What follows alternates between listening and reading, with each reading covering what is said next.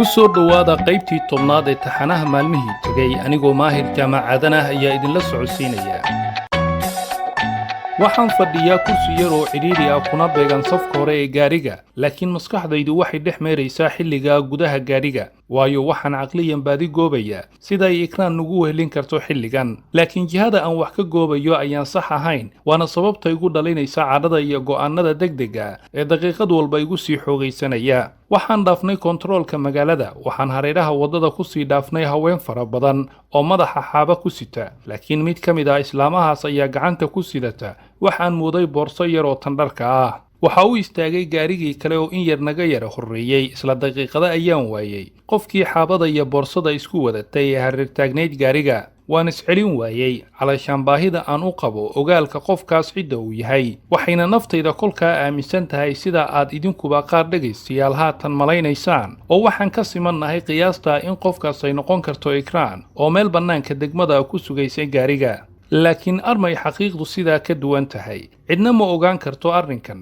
balse anigu waxaan sugayaa in hal mar gawaaridu istaagta meel uun kadibna inta aan ka dego gaariga aan saarnahay aan u gudbo gudaha gaarigaas kale ee nawheliya si aan u arko cidda dheeriga ee soo fushay gaarigaas labada gaari midkoodna uma qorshaysnaa inuu istaago meel ka sokaysa kamsuuma ilaa muddadaas waa inaan sii ahaadaa mid go'aankiisa ku sii taagnaada oo xaqiiqda arrinkan soo afjara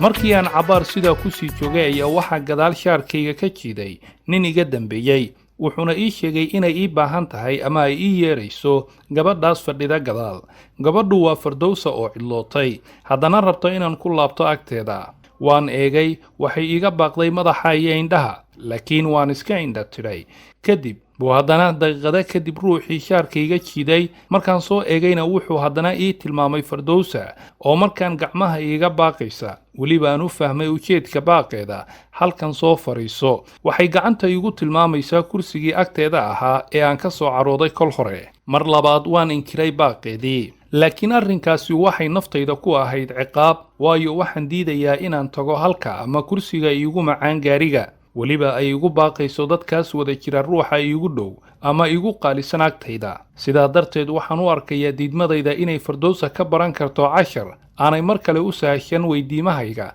ama aysan isticmaalin carab dadab leh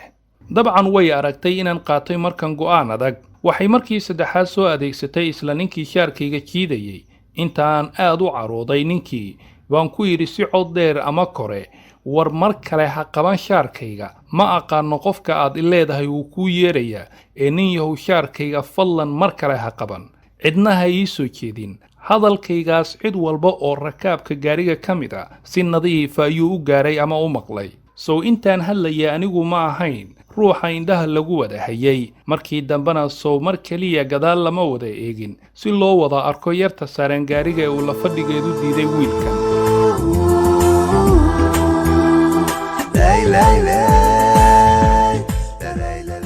arrintaa waxay ficil gelisay Fardowsa oo inta ay soo kacday tiri annaga ayaa jiidayna shaarkaaga ee balqayli ama wax samee inta ay lama filaan igu noqotay baan idhi madaxa ayaa i xanuunaya walaalay iga daa dhibaatada igama aysan tegin ilaa ay iga soo kicisay meeshii aan fadhiyey oo aan ku soo wada laabannay booskeenii hore waxaanse diiday inaan sheekeeyo sida qof hurdoonaya ayaan wejiga mara saartay oo kursiga isla tiiriyey Fardowsa qudheeda daqiiqada ilama aysan hadlin waayo diiradda rakaabka oo dhan baa annagana saaran marka jawiga balha yara dego kala aamuskeenii yaraa ayaa naf walba siiyey fasax ay ku raadiso hurdo yar maadaama la soo socdaalay xilli dadku nasiino isu diyaarinayay haatana la marayo wadda laami ah oo burburna ku jiro laakiin waa la soo dhaafay waddadii rafka ahayd iyo bohlaha miidhan ruux walbana in yar ayuu isla lulayaa hurdo gaarigana xawaaro ku filan ayuu haystaa markan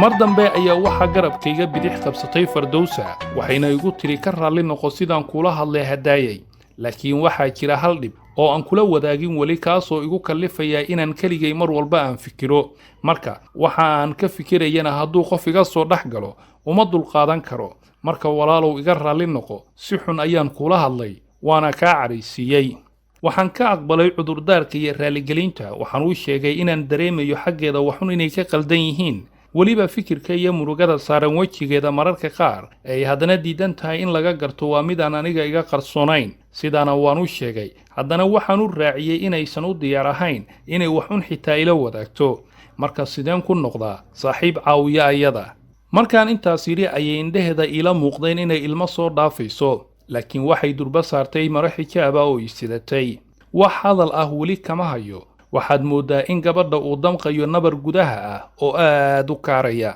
kullay xilligaas anigu waxaan u arkaa in Fardowsa ay haysato dhibaato ay garan laadahay siday ila wadaagi lahayd aniga waa gabadh weliba u dhalatay xishoodka iyo deganida haddana dhibteedu kolna ma noqon karto mid aniga ila xiriidha waayo maba jiraan sababa ay cabsi intaa le'eg uga qaado dhankayga markaan arkay ilmadeeda waxaan joojiyey inaan mar kale weydiimo ku celiyo waxaan sahlay mowduuca sheekada waxaan raadiyey jawi kale si culayska uga yara dego dhankeeda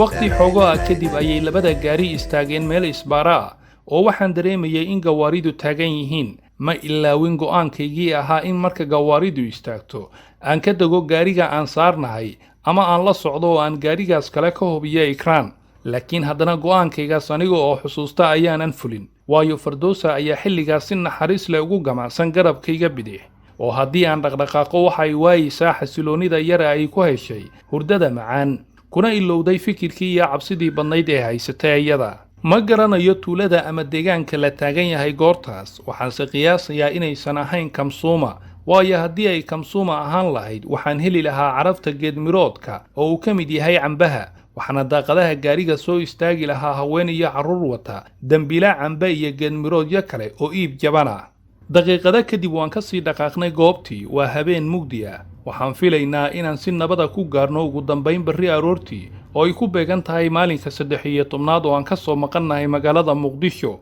sidaasi waa qorshaheenna kii ilaahna waa halkiisa